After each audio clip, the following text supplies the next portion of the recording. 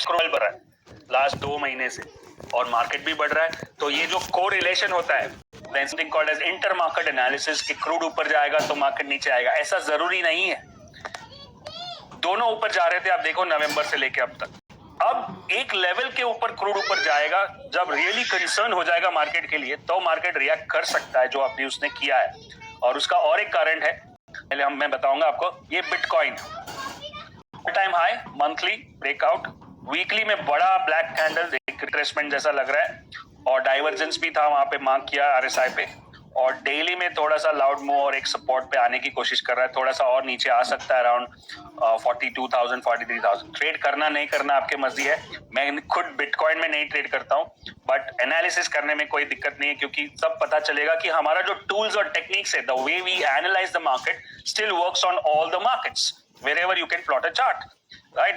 And this is very important. Look at this one. This is the dollar chart, USD INR, और वहां पे वो support trend line पे है। अब डॉलर ऊपर जाएगा तो मार्केट नीचे जाएगा, ये बात पक्की है, right? That means that's a sign of concern, and you see that weekly chart पे भी सपोर्ट लिया है उसने, और उसने 40 पे सपोर्ट लिया है, वीकली पे बड़ा व्हाइट कैंडल हुआ है वीकली पे, but that's a sign of concern. And on the daily also it has broken out of 40, broken out of the trend line. अगर डॉलर ऊपर जाएगा तो मार्केट नीचे आएगा, so that is a sign of concern. So ये जो हुआ है, this is the change in fundamental, and that's why this particular downtrend can be slightly longer than the other downtrends. Do you understand? अब आप देखोगे कि last 3-4-6 महीने से डॉलर नीचे ही जा रहे हैं, तो कोई कंसर्न नहीं हुआ बीच बीच में। लेकिन ये जो हिसाब से बढ़ा है, it's called a big move, loud move we call it. मेरा एक वीडियो भी है लाउड मूव करके आरएसआई पे, you can check that out on YouTube. Loud move मतलब एक बड़ा परपेंडिकुलर रैली है, ऐसा straight 90 degree, and that says that मैं ऊपर जा रहा हूं। अगर ये ऊपर जाएगा तो मार्केट नीचे आ सकता है, and that it has the effect on that, right? So this is a really sign of concern, and that's why we should be careful about the current market situation which we were discussing last week, right? Now come to the Indian markets, and I hope you are enjoying. अगर आपको ये analysis पसंद है तो कुछ like comment share कुछ तो करो, और सब्सक्राइब करो। 2 लाख सब्सक्राइबर हो चुके हैं, और आपकी दया और आपके सपोर्ट से और आपके लाइक और शेयर से इसको हम 1 मिलियन तक पहुंचाने की कोशिश कर रहे हैं, और जितना हो सके उतना विन विन विन सिचुएशन रखेंगे। Free content, free strategy, free seminar, free workshops, free 2-डे इवेंट्स, जितने हो सकते हम कर रहे हैं ताकि सबका फायदा हो। We want to really change the way India trade stock market, right? कितना आसान कर सकते हैं उतना आसान करने की कोशिश कर रहे हैं। अब ये देखो एक इंटरेस्टिंग एनालिसिस, ये सारी आदत आपको डालनी पड़ेगी खुद करने के लिए। आप देखो ये वीकली चार्ट है इंडियन निफ्टी का, और वीकली चार्ट पे जब यहाँ पे रेड एरो मार्क किया है, वहां पे बेरिश एंगल्फिंग पैटर्न हुए, राइट? रेड वाला बुल एंगल्फिंग पैटर्न नहीं होना चाहिए, बेयर एंगल्फिंग पैटर्न होना चाहिए, ठीक है? तो बेयर एंगल्फिंग यहाँ पे भी है, 1 2 3 4 5, और हर बार आरएसआई भी नीचे आता है और रिट्रेसमेंट होता है। तो आप देखोगे कि 4-3 बार तो छोटा छोटा रिट्रेसमेंट हुआ, ये बड़ा क्रैश कोविड वाला, और अभी फिर से बेरिश एंगल्फिंग है, तो एक छोटा सा रिट्रेसमेंट हो सकता है। यहाँ पे डाइवर्जेंस भी है आरएसआई पे, so that is one important thing, you can check it out. ना यही चार्ट को मैंने डेली, वीकली, मंथली में डिवाइड किया है। तो पहले मंथली देखना है, grandfather, the satellite view, all time high, month complete हो चुका है। This is a very good time to do monthly analysis, because monthly candle खत्म हो चुके हैं। ये मंथ खत्म हो चुका है फरवरी, मंडे से नया मंथ शुरू होगा। सो मंथली कैंडल कैसा था? अब ये आप बोलोगे बुलिश कैंडल है, मेरे हिसाब से न्यूट्रल कैंडल है। क्यों? बुलिश बॉडी तो बुलिश है ग्रीन वाला, लेकिन शैडो भी उतना ही बड़ा है, मतलब ऊपर से सेलिंग प्रेशर आ रहा है मंथली चार्ट में। वीकली भी लास्ट 3 वीक से नहीं चल रहा है, और वीकली में डाइवर्जेंस भी दिख रहा है जो मार्क किया हुआ है, और डेली में पहली बार 60 से टर्न मार दिया। मतलब market is saying I am not bullish. मैंने बताया not bullish, it does not necessarily mean I am bearish, right? So grandfather father are above 60, but son is not going above 60, and वहां पे नीचे सबसे important है बड़ा volume. ये बड़े वॉल्यूम के साथ नीचे आया है, मतलब कुछ तो गड़बड़ है। अभी हमने वो क्रैश और करेक्शन का डिफरेंस देखा था। एक तो फंडामेंटल चेंज क्या हुआ है कि वर्ल्ड मार्केट्स नीचे है, दूसरा फंडामेंटल चेंज क्या हुआ है कि ऑयल प्राइस ऊपर जा रहा है, और तीसरा फंडामेंटल मेन इंपॉर्टेंट है कि डॉलर प्राइस ऊपर जा रहा है, यूएसडी, उसके वजह से। और यहाँ पे बड़ा वॉल्यूम हुआ है और 20 मूविंग एवरेज के नीचे भी गया है, 60 को क्रॉस नहीं कर रहा है। सो वो फंडामेंटल को हम टेक्निकल में कैसे कन्वर्ट कर सकते हैं यही हम देख रहे हैं। भले हमको फंडामेंटल कुछ भी समझ में नहीं आता है क्या है, आप न्यूज पढ़ते भी नहीं और नहीं पढ़ना भी नहीं चाहिए, टीवी भी नहीं देखना चाहिए, खाली चार्ट देख के आपको समझ में आ जाएगा कि कुछ तो गड़बड़ है।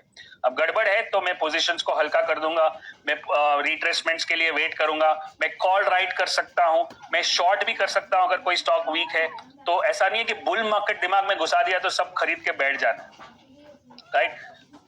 You have to work as per the market. Overall, it's a bull market from the satellite view.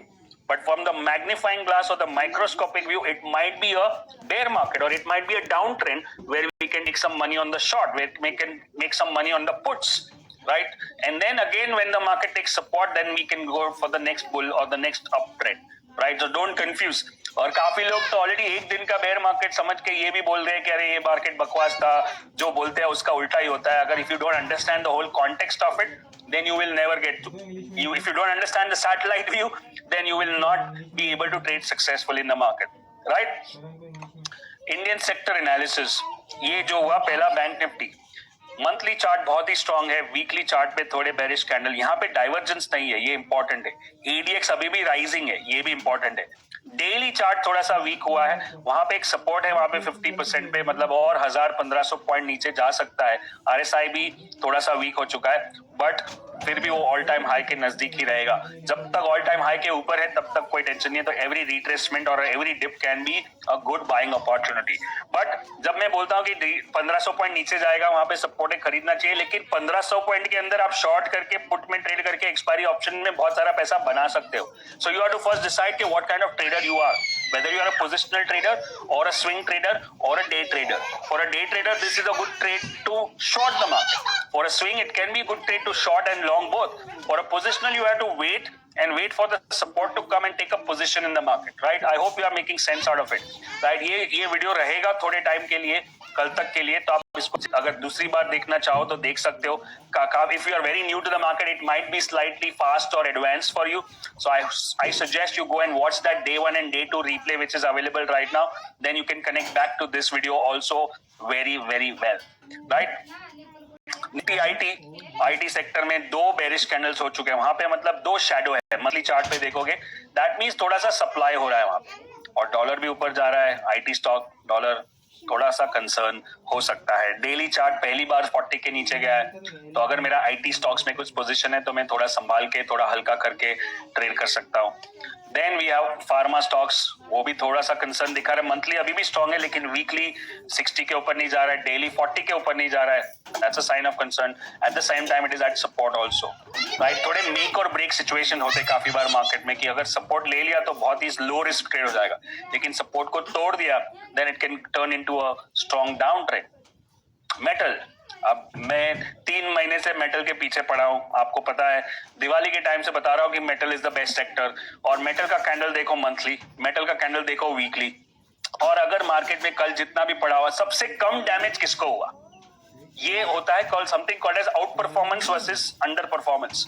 अब कल मार्केट इतना गिरा, मेटल कितना गिरा? 1-2%, मतलब मेटल में स्ट्रेंथ है। डेली, वीकली, मंथली चार्ट में ऐसा लग ही नहीं रहा है कि कुछ बड़ा क्रैश हुआ है। एक छोटा सा रेड कैंडल है डेली पे, तीनों आरएसआई 60 के ऊपर है, तीनों का एडीएक्स राइजिंग है, मतलब मेटल अभी भी स्ट्रांग है। तो अगर मार्केट और करेक्ट होता है और मेटल और थोड़ा नीचे जाता है, तो मुझे लगेगा ये आउट परफॉर्मिंग सेक्टर है, और उसमें मैं पोजीशन बनाने की कोशिश करूंगा, right? Are you guys learning? This is some great lessons which took me like 25 years to figure out, and you are learning it here right now in this free video. And some of you might not even realize what I'm teaching you right now, but after a certain time, after a year or two, you'll understand what you had got from these free videos, right? So make sure you take full advantage of this free training, free videos, free replays available for you. Can we have gone to 200,000, like 2 lakh subscribers on Malkanzu English channel. Can we just immediately go to 210,000 today, tomorrow? And those people are watching for this particular video value I'm giving you right now for almost like an hour. I'm going to talk for the whole day, right? So thank you so much for all your likes and comments and shares. This is the auto sector. Monthly still good, weekly still 60 support, and PRDs daily at 40. So ये grandfather father सन में qualify होगा. तो auto में क्या sector stocks आते हैं? Tata Motors, Maruti, Bajaj Auto, Hero Moto. तो उसके बाद आप स्टॉक्स में जाके चेक कर सकते हो कि कौन सा स्टॉक परफॉर्म कर रहा है, राइट? कहाँ पे मुझे बाय करना है. And then I am looking at energy. उसका भी कैंडल में कोई दिक्कत नहीं लग रही है, देखो. So energy and metal both are looking very good compare to what happened in the market. तो अगर कोई स्टॉक खरीदना है तो मुझे एनर्जी और मेटल से खरीदना है, और कोई स्टॉक बेचना है तो मैं सोचूंगा कि IT बेचूं या बैंकिंग बेचूं या फार्मा बेचूं, क्योंकि वहां पे वीकनेस है. Out performance, under performance, you understand? Yes. Whatever lessons you are learning, put that in the comment sections again and again, so that more people can learn from this, right? So monthly FMC का week लग रहा है, देखो daily chart कैसा week हो गया है, और डेली 40 के ऊपर नहीं जा रहा है, वीकली 60 के नीचे चला गया, मंथली 60 को क्रॉस नहीं कर रहा है. सो this is not out performing, this is like under performing. Nifty गिरा, उसके सामने ये ज्यादा गिर गया, right? That's called under performance, and metal is out performance. Simple. तो स्ट्रॉन्ग स्टॉक्स को खरीदना है और वीक स्टॉक्स को बेचना है. निफ्टी फाइनेंशियल सर्विसेज, ये भी थोड़ा सा वीकनेस लग रहा है डेली में, लेकिन ये बैंक निफ्टी जैसा ही है, वहां पे सपोर्ट भी स्ट्रॉन्ग है. तो अगले